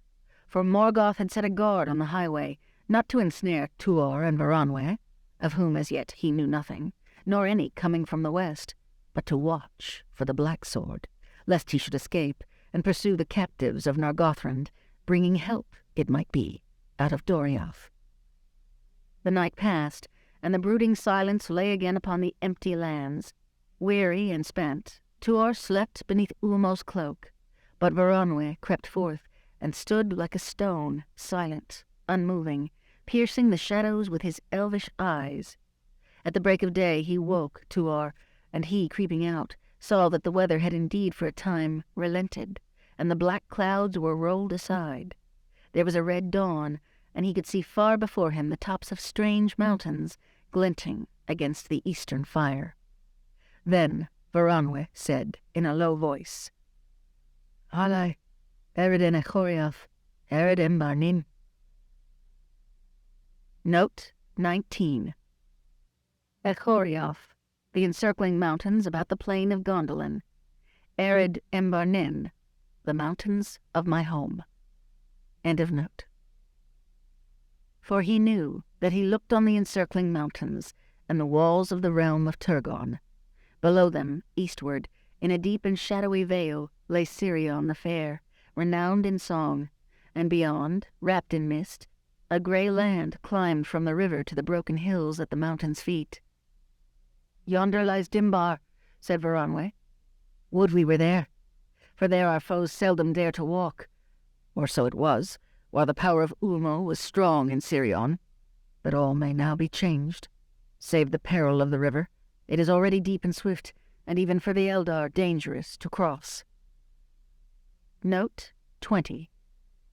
In the Silmarillion, pages 200 and 201, Beleg of Doriath said to Turin, at a time some years before that of the present narrative, that orcs had made a road through the pass of Anach, and Dimbar, which used to be at peace, is falling under the Black Hand. End of note. "But I have led you well, for there gleams the ford of Brithiach, yet a little southward, where the east road that of old ran all the way from Taras in the west, made the passage of the river. None now dare to use it save in desperate need, neither elf, nor man, nor orc, since that road leads to Dungortheb, and the land of dread between the Gargaroth and the girdle of Melion. And long since has it faded into the wild, or dwindled to a track among weeds and trailing thorns." Note 21. By this road Maiglin and Aradel fled to Gondolin, pursued by Eol, the Silmarillion, chapter 16. And afterwards Caligorm and Curufin took it when they were expelled from Nargothrond. Ibid, page 176. Only in the present text is there any mention of its westward extension to Turgon's ancient home at Vinyamar, under Mount Taras, and its course is not marked on the map from its junction with the old south road to Nargothrond at the northwestern edge of Brethil. End of note. Then Tuor looked as Varanwe pointed, and far away he caught the glimmer as of open waters under the brief light of dawn. But beyond loomed a darkness, where the great forest of Brethil climbed away southward into a distant highland. Now warily they made their way down the valley side, until at last they came to the ancient road descending from the waymeet on the borders of Brethil, where it crossed the highway from Nargothrond. Then Tuor saw that they were come close to Sirion. The banks of its deep channel fell away in that place, and its waters, choked by a great waste of stones, were spread out into broad shallows, full of the murmur of fretting streams. Note 22. The name Brithiach contains the element brith, gravel, as also in the river Brithon and the haven of Brithombar. End of note. Then, after a little, the river gathered together again, and delving a new bed, flowed away towards the forest, and far off vanished into a deep mist that his eye could not pierce. For there lay, though he knew it not, the north march of Dorioth, within the shadow of the girdle of Melion. At once Tuor would hasten to the ford, but Varanwe restrained him, saying, "Over the Brithiach we may not go in open day, nor while any doubt of pursuit remains." "Then shall we sit here and rot?" said Tuor, "for such doubt will remain while the realm of Morgoth endures. Come, under the shadow of the cloak of Ulmo we must go forward." Still Varanwe hesitated, and looked back westward, but the track behind was deserted, and all about was quiet, save for the rush of the waters. He looked up, and the sky was grey and empty, for not even a bird was moving. Then suddenly his face brightened with joy, and he cried aloud, "It is well. The Brithiach is guarded still by the enemies of the enemy. The orcs will not follow us here, and under the cloak we may pass now without more doubt." "What new thing have you seen?" said Tuor. "Short is the sight of mortal men," said Baranwe. "I see the eagles of the Chrysaegrim, and they are coming hither. Watch a while." Then Tuor stood at gaze, and soon high in the air he saw 3 shapes beating on strong wings down from the distant mountain peaks, now wreathed again in cloud. Slowly they descended in great circles, and then stooped suddenly upon the wayfarers. But before Baranwe could call to them, they turned with a wide sweep and rush, and flew northward along the line of the river. "Now let us go," said Baranwe. "If there be any orc nearby, he will lie cowering nose to ground until the eagles have gone far away." Swiftly down a long slope they hastened, and passed over the Brithiach, walking often dry-foot upon shelves of shingle, or wading in the shoals no more than knee-deep. The water was clear and very cold, and there was ice upon the shallow pools, where the wandering streams had lost their way among the stones.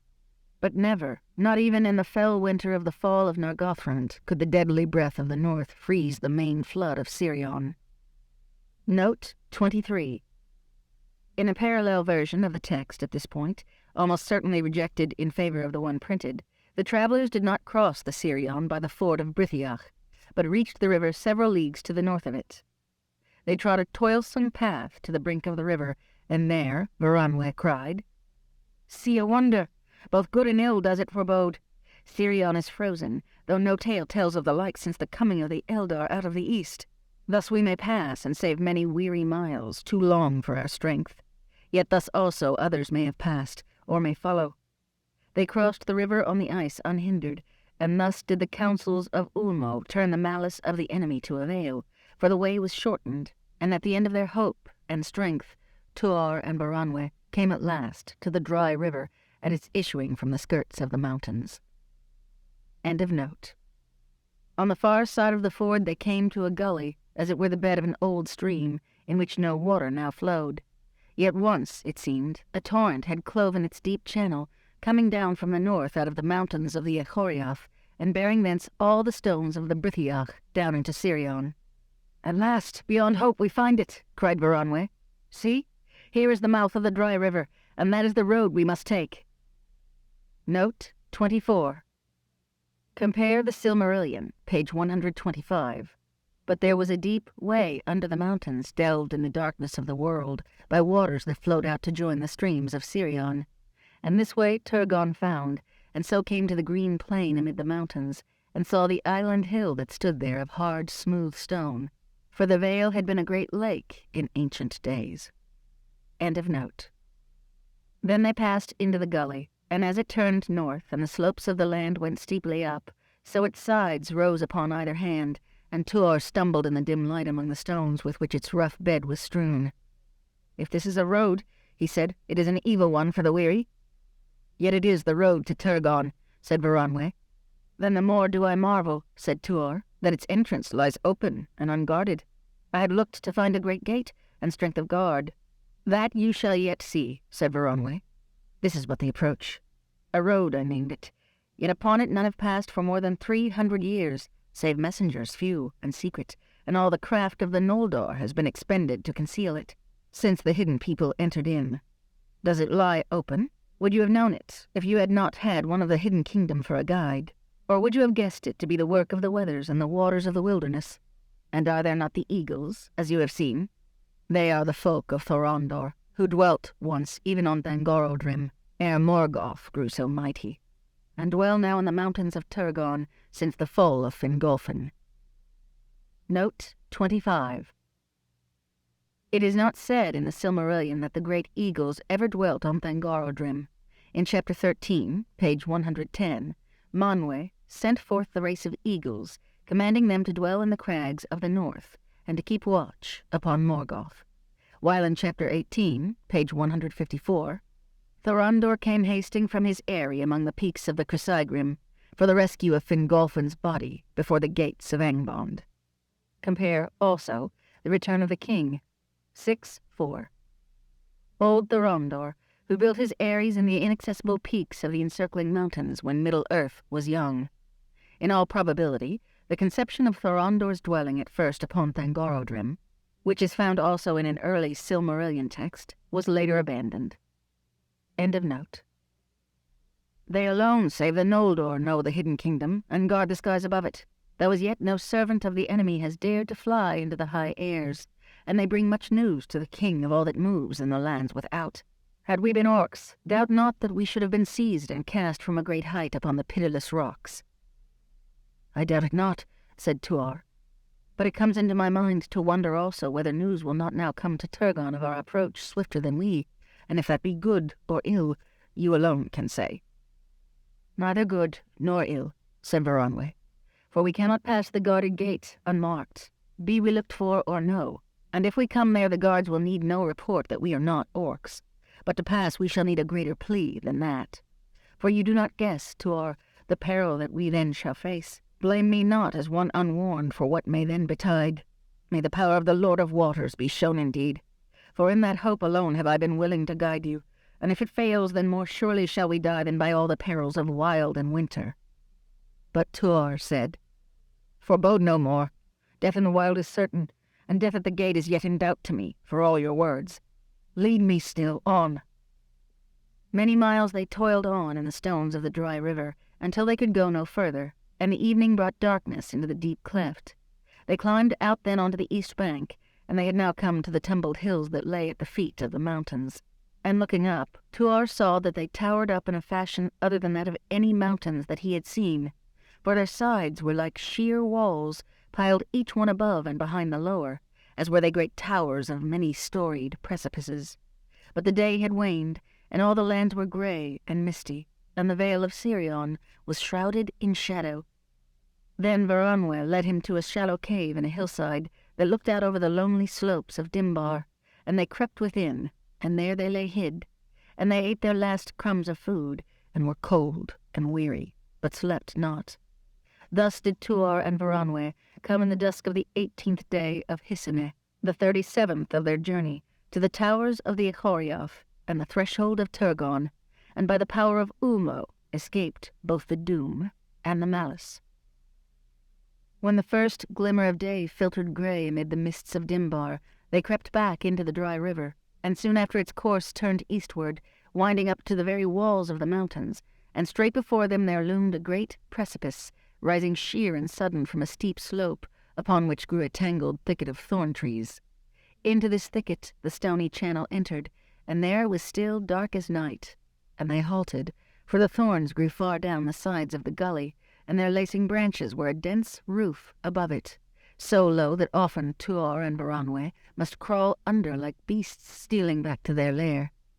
But at last, as with great labor, they came to the very foot of the cliff, they found an opening, as it were the mouth of a tunnel worn in the hard rock by waters flowing from the heart of the mountains. They entered, and within there was no light, but Varanwe went steadily forward, while Tuar followed with his hand upon his shoulder, bending a little, for the roof was low.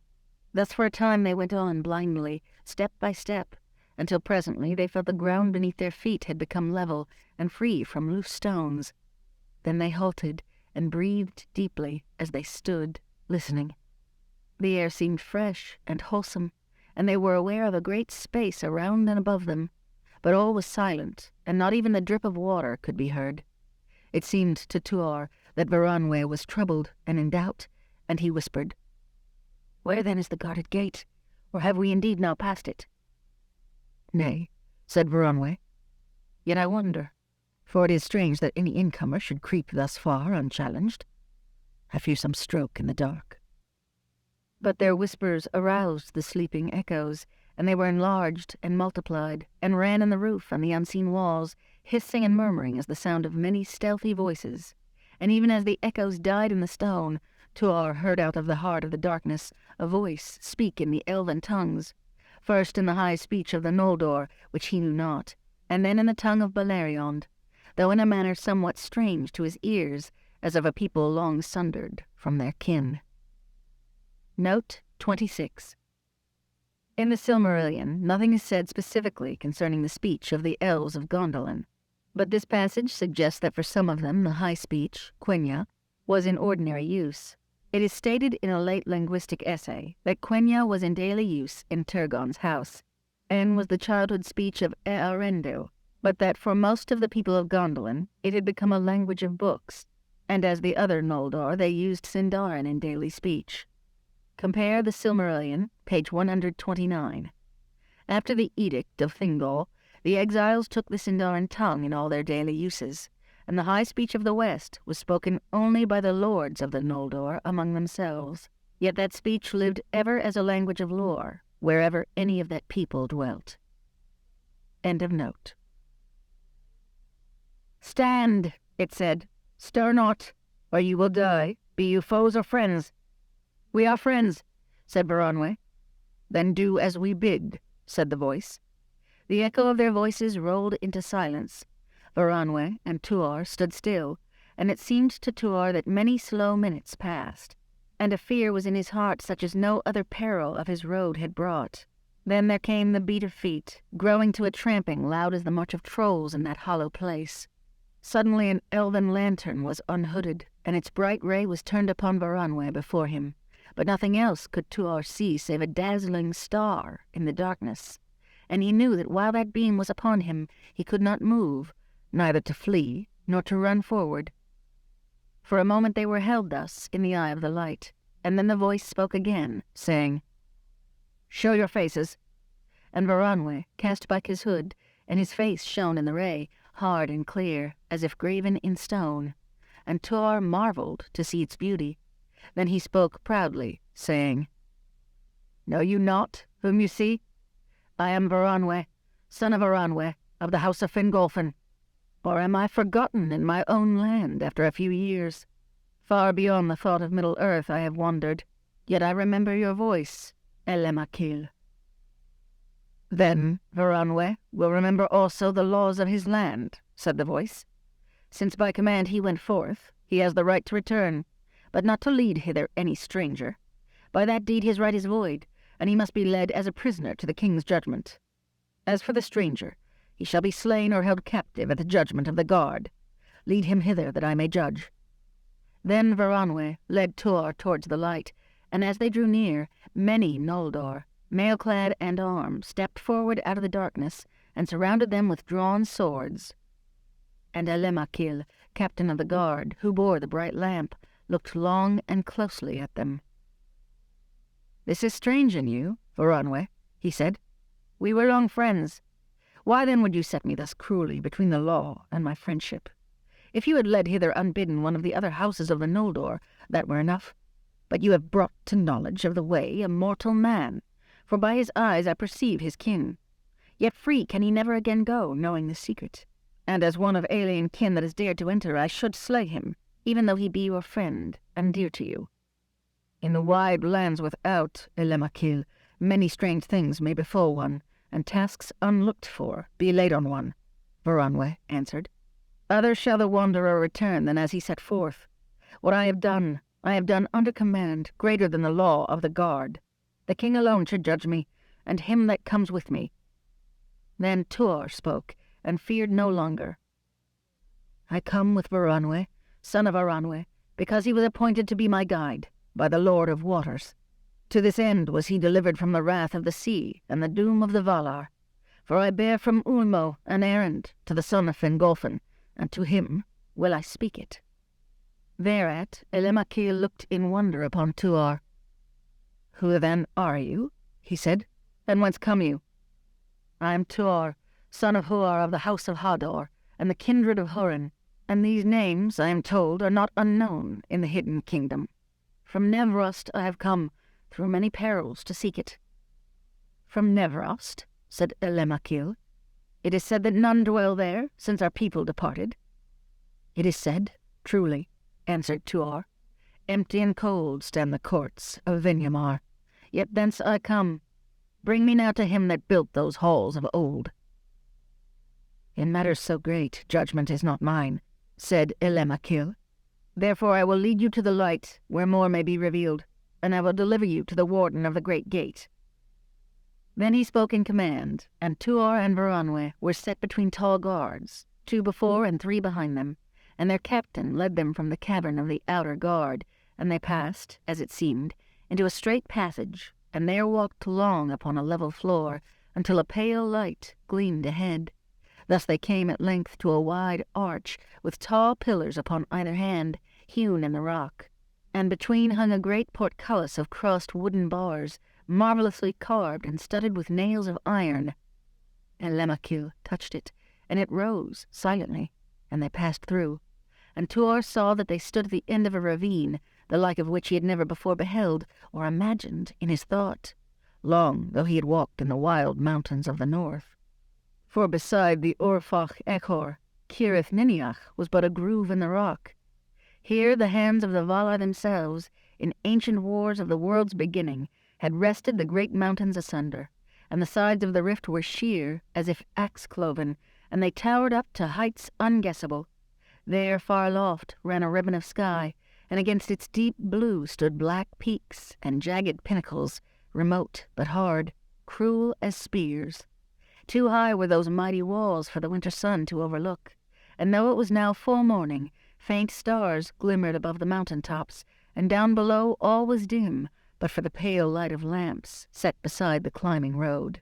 For the floor of the ravine sloped steeply up, eastward, and upon the left hand Tuor saw beside the stream-bed a wide way, laid and paved with stone, winding upward till it vanished into shadow. "You have passed the first gate, the gate of wood," said Lemachil. "There lies the way. We must hasten." How far that deep road ran Tuor could not guess, and as he stared onward, a great weariness came upon him like a cloud. A chill wind hissed over the faces of the stones, and he drew his cloak close about him. "Cold blows the wind from the hidden kingdom," he said. "Yea, indeed," said Veranwe. "To a stranger it might seem that pride has made the servants of Turgon pitiless. Long and hard seem the leagues of the seven gates to the hungry and wayworn. If our law were less stern, long ago guile and hatred would have entered and destroyed us. That you know well," said Lemachil. "But we are not pitiless. Here there is no food, and the stranger may not go back through a gate that he has passed. Endure then a little, and at the second gate you shall be eased." "It is well," said Tuor, and he went forward as he was bidden. After a little he turned, and saw that Lemachil alone followed with Veranwe. "There is no need more of guards," said Lemachil, reading his thought. "From the Orfach there is no escape for elf or man, and no returning."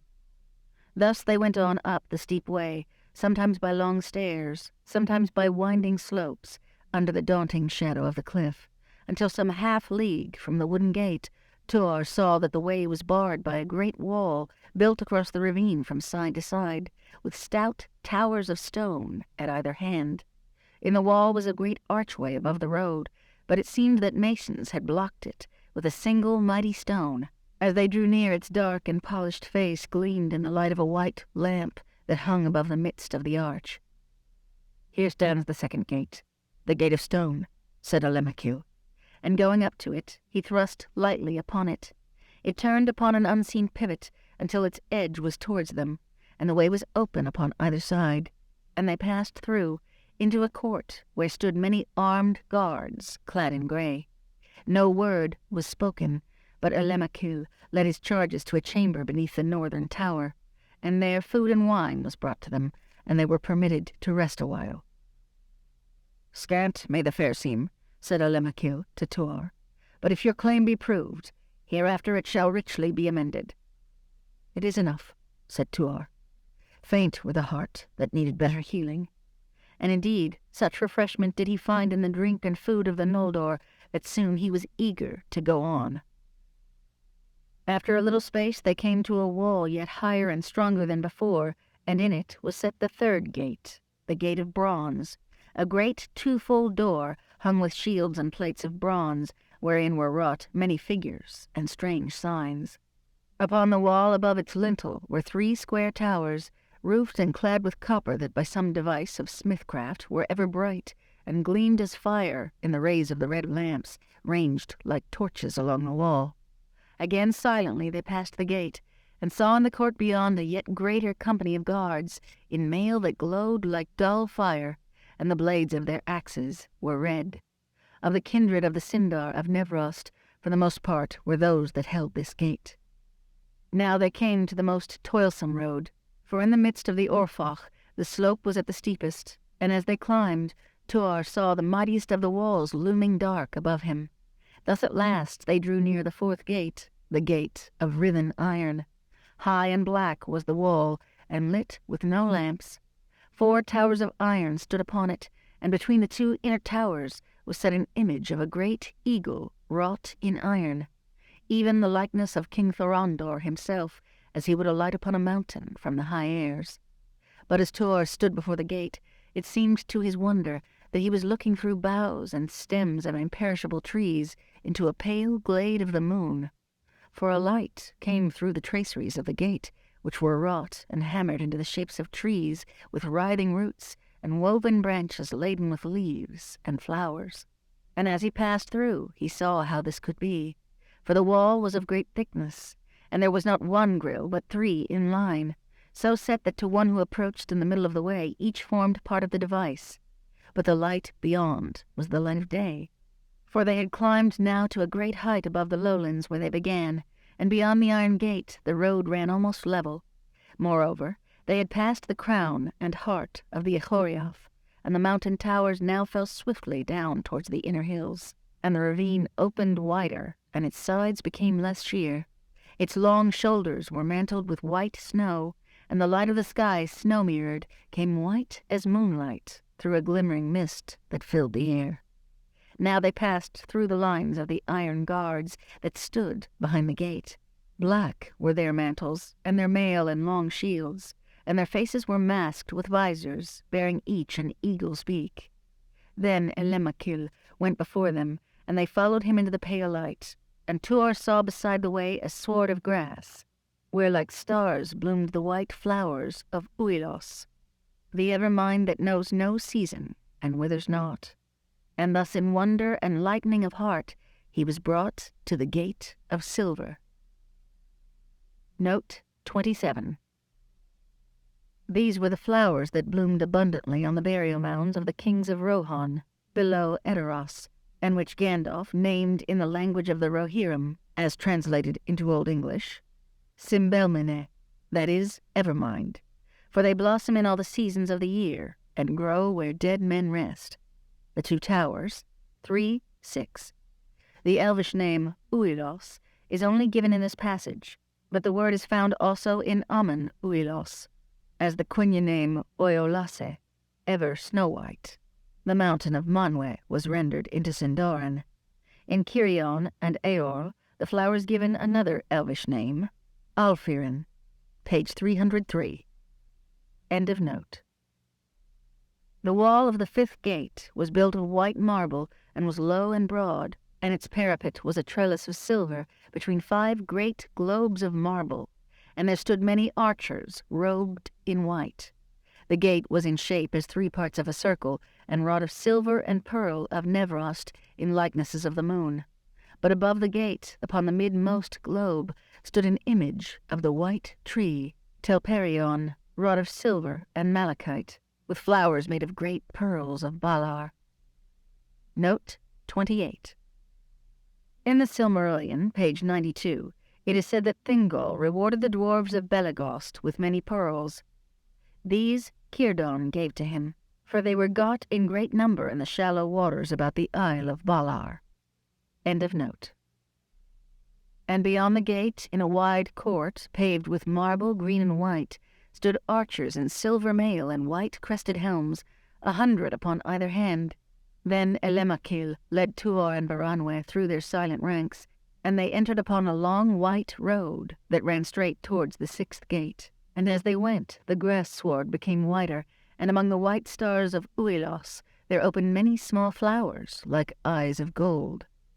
So they came to the Golden Gate, the last of the ancient gates of Turgon, that were wrought before the Nirnaeth, and it was much like the Gate of Silver, save that the wall was built of yellow marble, and the globes and parapet were of red gold, and there were 6 globes, and in the midst, upon a golden pyramid, was set an image of Laurelin, the tree of the sun, with flowers wrought of topaz in long clusters upon chains of gold. And the gate itself was adorned with discs of gold, many rayed in likenesses of the sun, set amid devices of garnet and topaz and yellow diamonds. In the court beyond were arrayed 300 archers with long bows, and their mail was gilded, and tall golden plumes rose from their helmets, and their great round shields were red as flame. Now sunlight fell upon the further road, for the walls of the hills were low on either side, and green, but for the snows upon their tops. And Alemachil hastened forward, for the way was short to the 7th gate, named the Great, the gate of steel that Maiglin wrought after the return from the Near-Knife, across the wide entrance to the Orfoch Echor. No wall stood there, but on either hand were 2 round towers of great height, many-windowed, tapering in 7 stories to a turret of bright steel, and between the towers there stood a mighty fence of steel that rusted not, but glittered cold and white. 7 great pillars of steel there were, tall with the height and girth of strong young trees, but ending in a bitter spike that rose to the sharpness of a needle. And between the pillars were 7 crossbars of steel, and in each space 7 times 7 rods of steel upright, with heads like the broad blades of spears. But in the center, above the midmost pillar and the greatest, was raised a mighty image of the King-helm of Turgon, the crown of the hidden kingdom, set about with diamonds. No gate or door could Tuor see in this mighty hedge of steel, but as he drew near through the spaces between its bars there came, as it seemed to him, a dazzling light, and he shaded his eyes and stood still in dread and wonder. But Alemachil went forward, and no gate opened to his touch.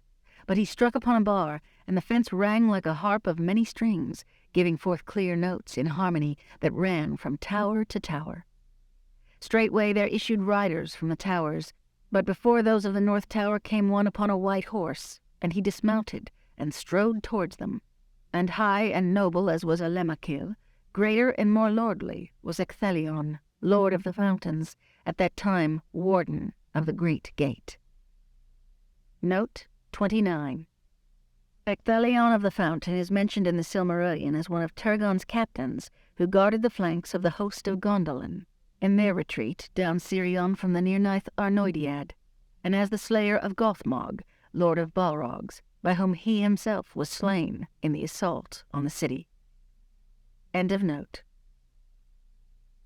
All in silver was he clad, and upon his shining helm there was set a spike of steel pointed with a diamond, and as his esquire took his shield, it shimmered as if it were bedewed with drops of rain, that were indeed 1,000 studs of crystal.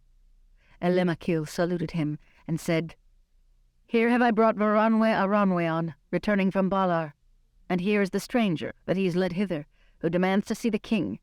Then Ecthelion turned to Tuor, but he drew his cloak about him, and stood silent, facing him.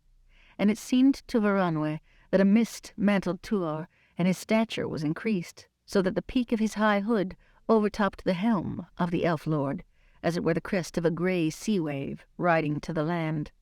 But Ecthelion bent his bright glance upon Tuor, and after a silence he spoke gravely, saying, "You have come to the last gate.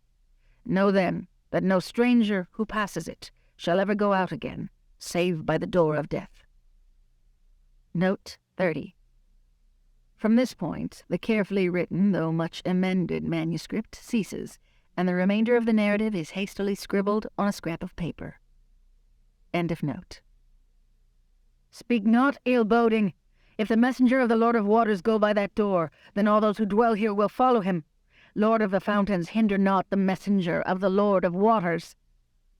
Then Varanwe and all those who stood near looked again in wonder at Tuor, marveling at his words and voice. And to Varanwe it seemed as if he heard a great voice, but as of one who called from afar off.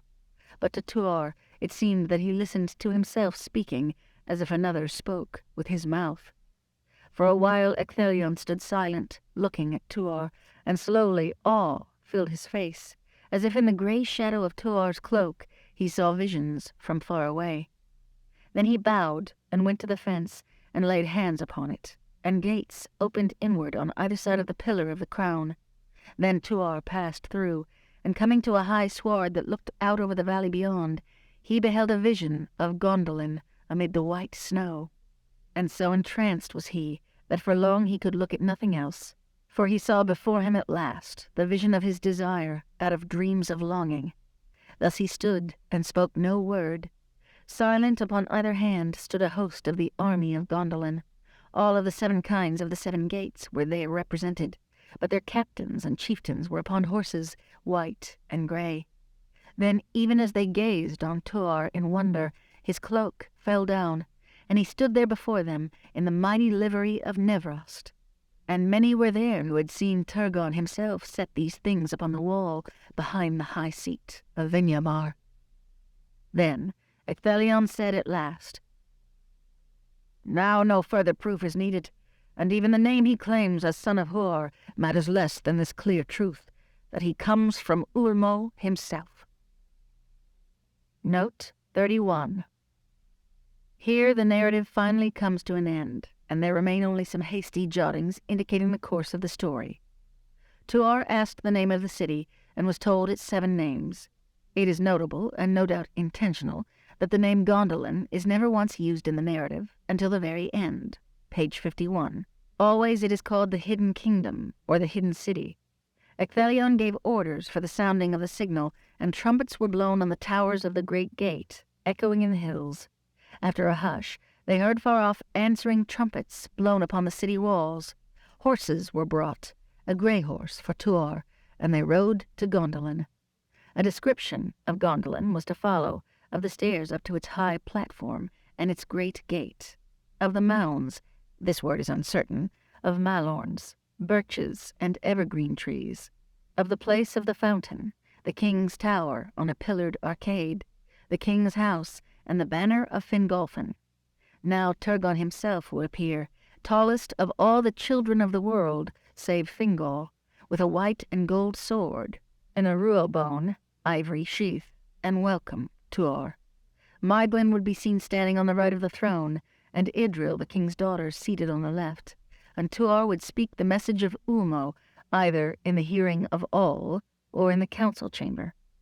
Other disjointed notes indicate that there was to be a description of Gondolin as seen by Tuor from far off, that Ulmo's cloak would vanish when Tuor spoke the message of Turgon, that it would be explained why there was no queen of Gondolin, and that it was to be emphasized either when Tuor first set eyes upon Idril or at some earlier point that he had known or even seen few women in his life.